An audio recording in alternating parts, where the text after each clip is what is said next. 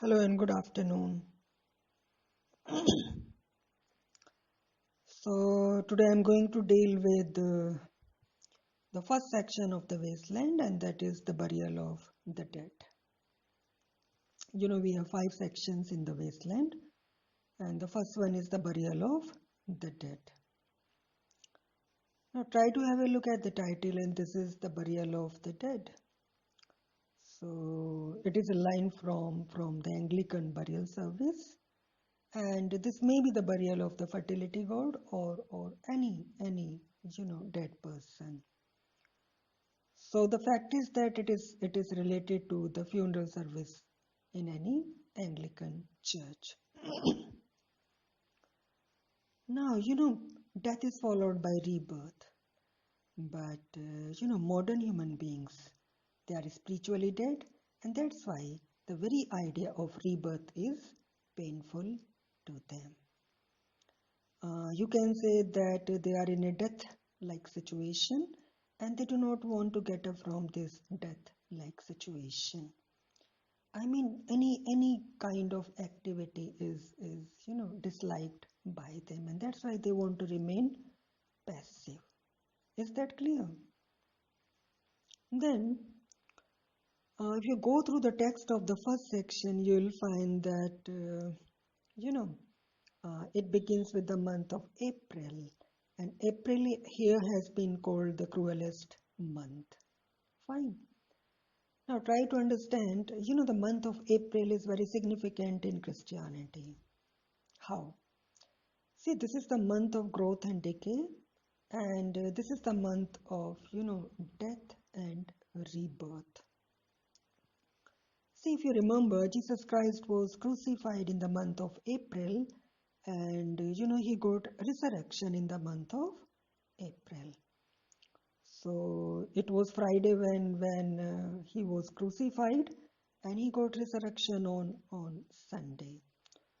So the Saturday in between the Friday of crucifixion and the Sunday of resurrection is supposed to be the blackest day in the Christian world, right? So April is the month of growth as well as decay. So this is the month of death as well as rebirth, right? Now April, which was the gayest month in Chaucer's prologue to the Canterbury Tales. You might have gone through this poem, and in this poem, April has been presented as the gayest month.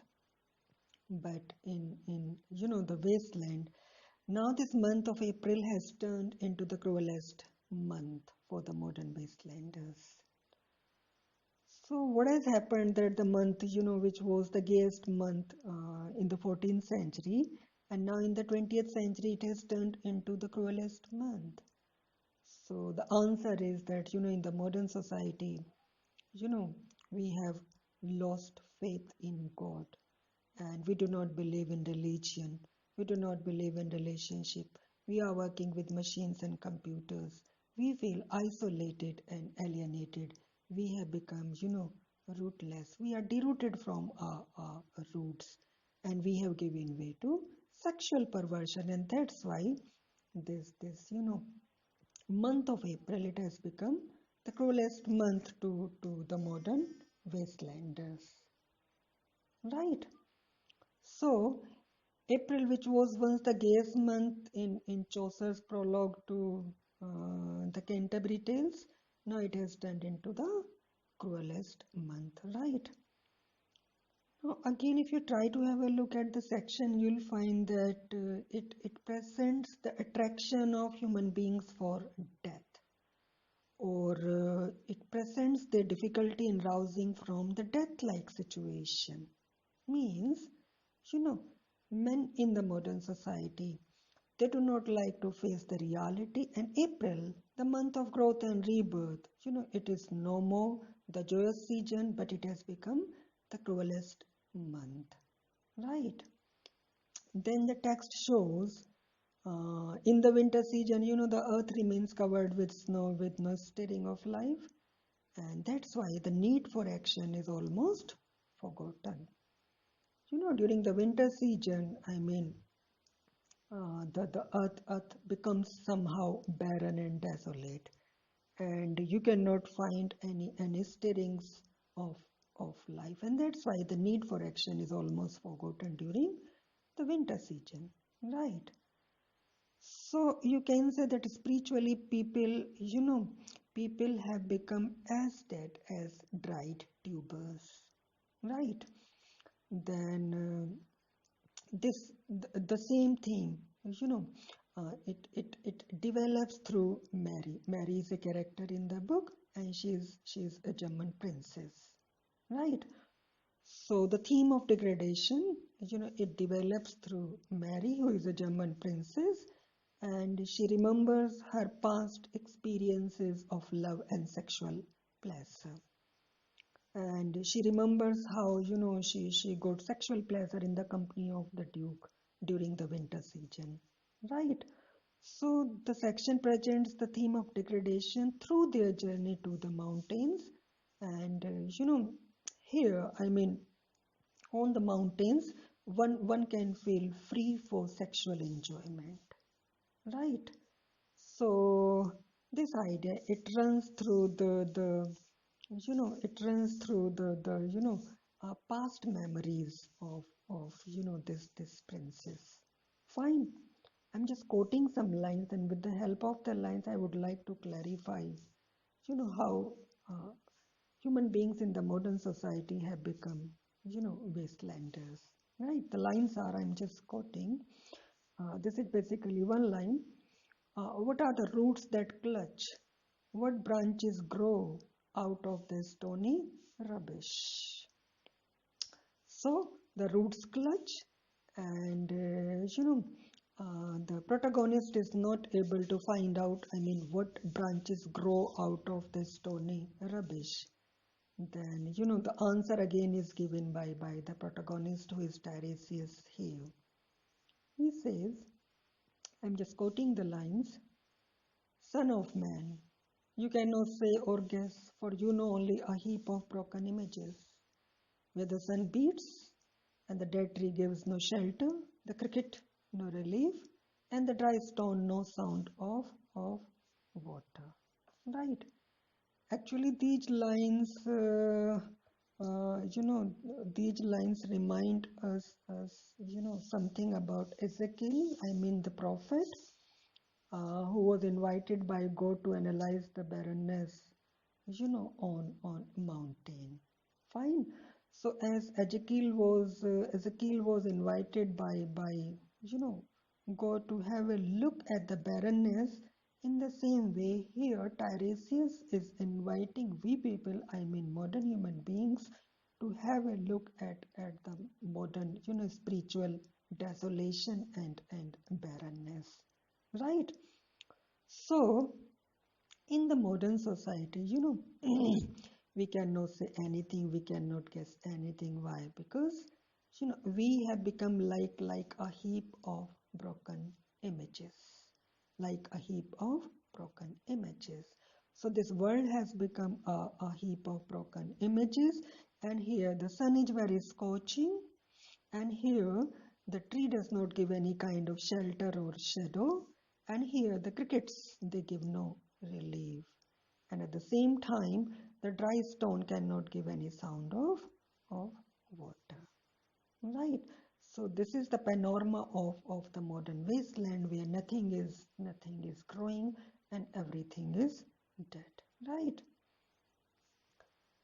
Then again, the theme of degradation is elaborated through the illicit love story of Tristan and Isolde, and it has been quoted from Wagner's opera. It has been quoted from Wagner's opera, right? Now, uh, I hope you know something about the tragic love story of Tristan and Isolde.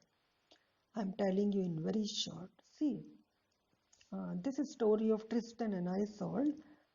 It basically takes place during the medieval times. I mean, during the time of King Arthur, right? So Isolde is known by so many names. I mean, she's known as Isolde of Ireland, and she's also known as Isolt, Isolt, Isolt, right?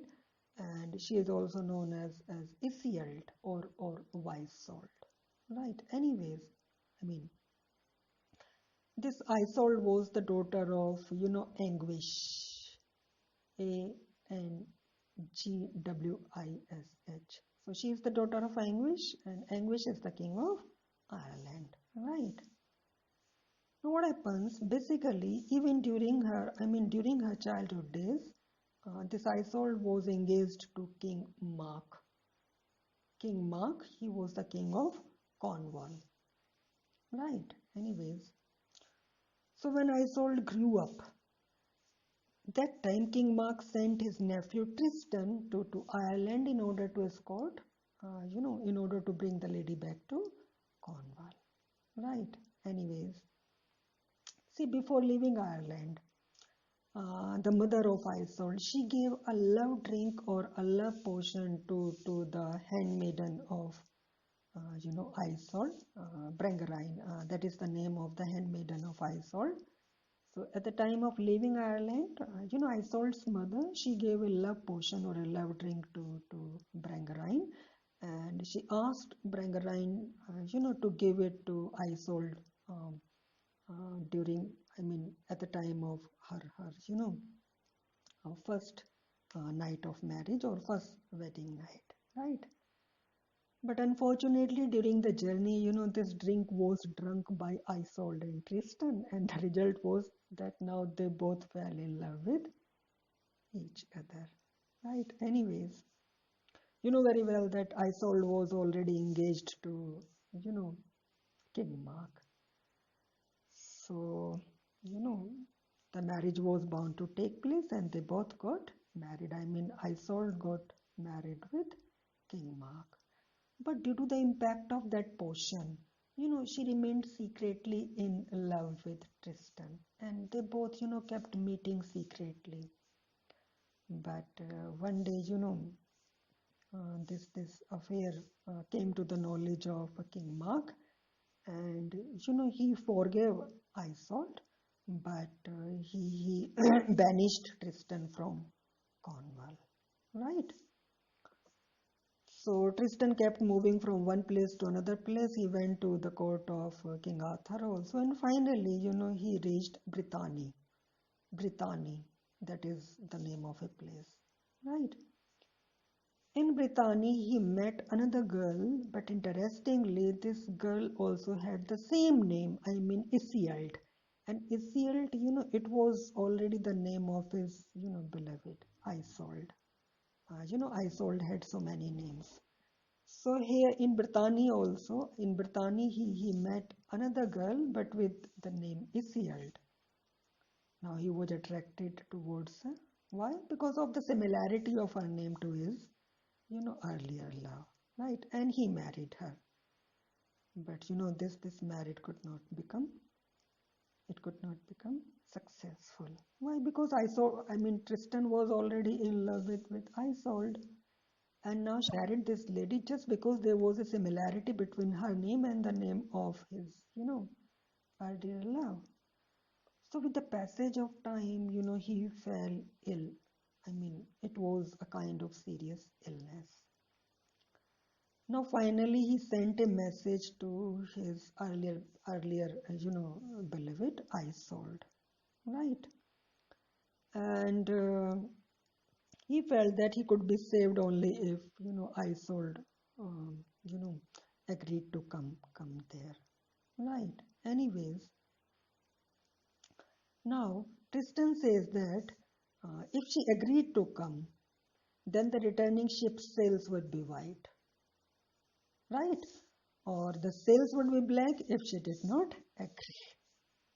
I hope you are getting the point, because it was a journey, by ship, and the message from the side of Tristan was that if she agrees to come, then there should be white sails, but if she disagrees to come, then there should be black sails, right? but she agreed to come, and the sails were white. In fact, in reality, the sails were white, but his original wife, she lied to Tristan and told him that the sails were black.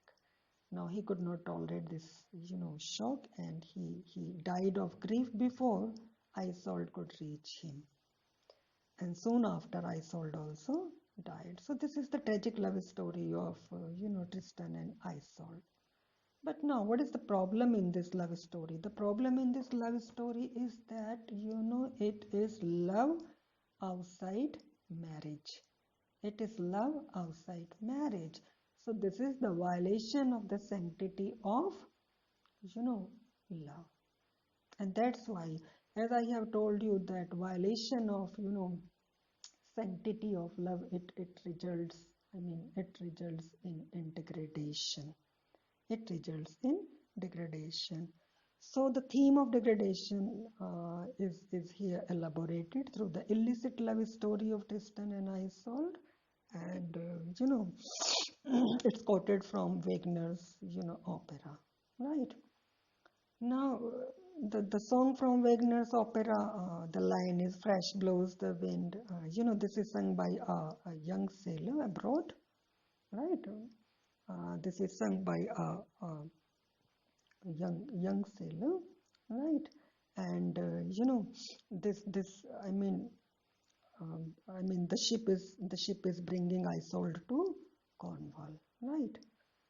Now the lover is hopeless. He is ill, and he is on the verge of death. So the guilty love of Tristan and Isolde, it results in spiritual deadness. Fine. Then further, if we go through the section, we find that somehow the same story has been illustrated by the episode of Hyacinth Girl. As she has come back from the Hyacinth Garden after indulging in sexual activities, right? So again, I'm quoting 2 or 3 lines from there. She says, "My eyes failed. I was neither living nor dead, and I knew nothing, looking into the heart of, light." Is that clear? So, this sexual activity, it makes the lady somehow dead, and she feels that she was neither living nor dead, or it may be basically the ecstasy of sexuality also, which makes her somehow conscious, but conscious of nothing, right? Then if we move further towards the section, we find this degradation is further elaborated through Madame Sosostris, and she is a famous fortune teller, and she tells the fortune of people with the help of tarot cards, right? Now what is this? Tarot cards. In the ancient time, the tarot cards were originally used to measure the rising of the water, right?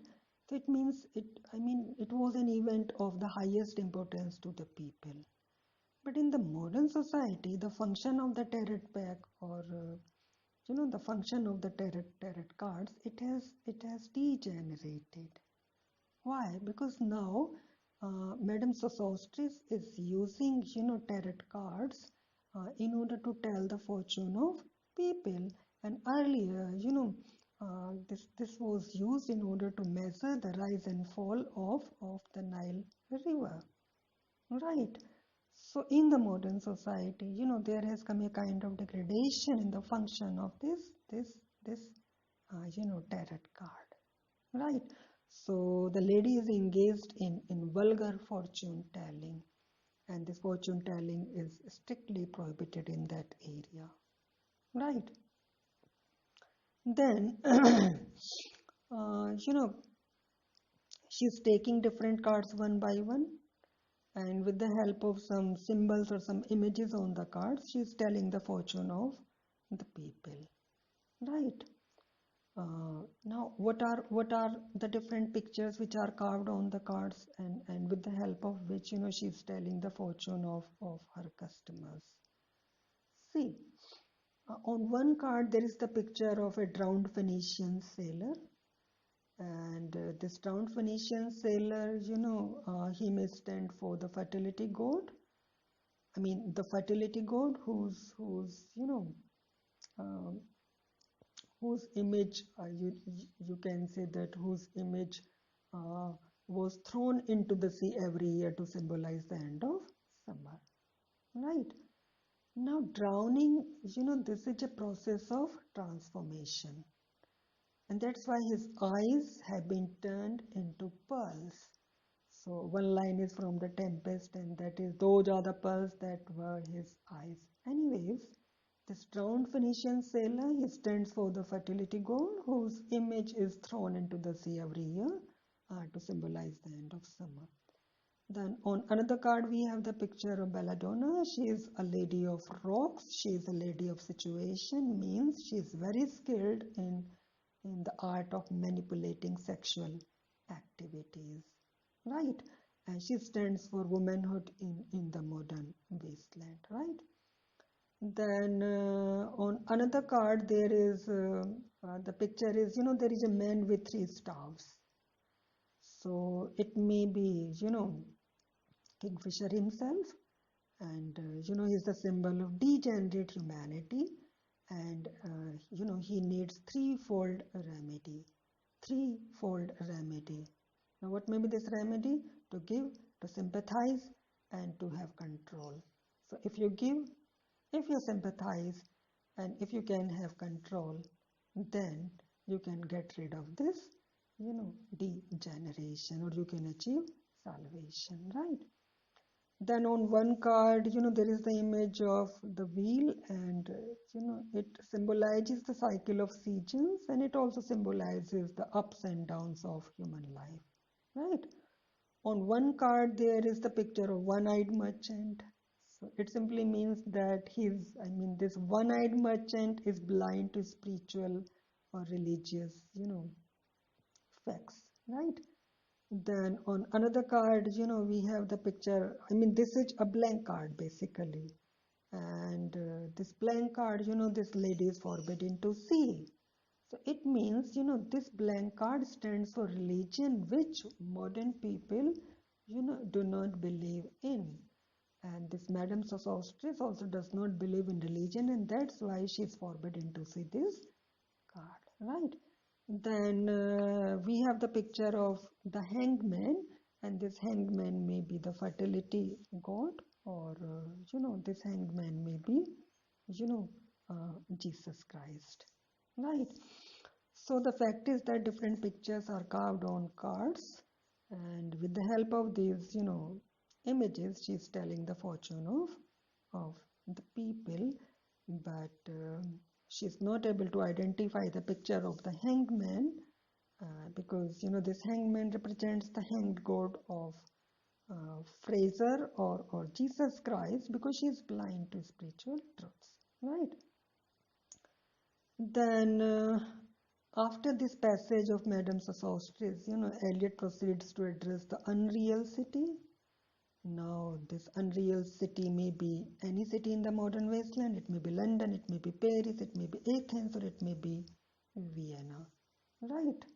And, it may be Eliot's London, it may be Baudelaire's Paris, and it may be Dante's Limbo, right? Now, what is common about all these cities, right? The common thing about all these cities is that, all the cities possess the same spiritual desolation. Right, they all are unreal. Why? Because they all are cut off from natural and spiritual, life. Right. Then the poet finds a crowd of people. In fact, Tiresias, he finds a crowd of people, and they are moving over London Bridge. Right. And they all are moving with their eyes fixed towards their feet. They all seem to be lost. Right? So they all seem to be spiritually dead, right? And they seem to be in acute pain. And basically, they are going for their day-to-day activities, and some of them are going to resume their offices, which would begin at the time of 9. So this time of 9 in the morning again is very significant in Christianity because, at the time of 9 Jesus Christ was crucified. But once again, human beings in the modern society, they are not aware of the spiritual, significance of, this time, that is 9 o'clock, right? Then, you know, we find the reference of Stetson, right? And Stetson is someone with whom, Tiresias, fought in the Punic War. And, this Punic War was fought between the Romans and the Carthaginians, around 260 something, right?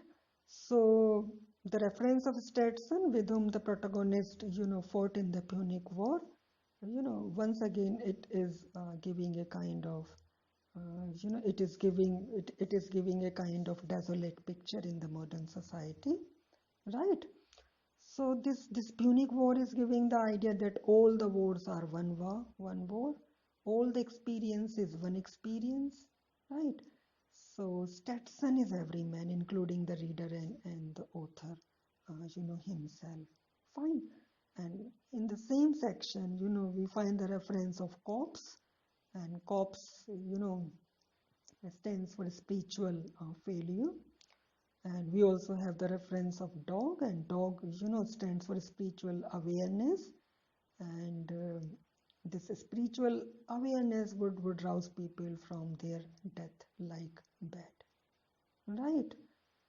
So the section, ends here, and it seems to be a mosaic of, quotations and allusions. And the section is very complex, and its complexity, it reflects the very complexity of modern human beings, right?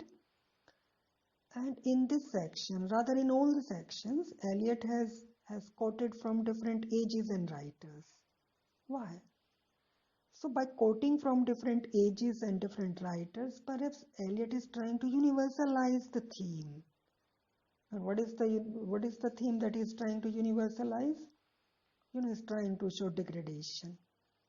He's trying to show disenchantment of modern human beings, right? And he's trying to say that all the cities have become, same, be it London, be it Paris, be it Vienna. Everywhere you can find, wastelanders. Everywhere you can find the loss of spirituality and religion, and everywhere you can find deroted people. So he's trying to say that all human experiences are same in all the ages. Fine. And that's why he's quoting from different ages and writers in order to universalize this theme of degradation. So this is section 1. I hope something is clear to you.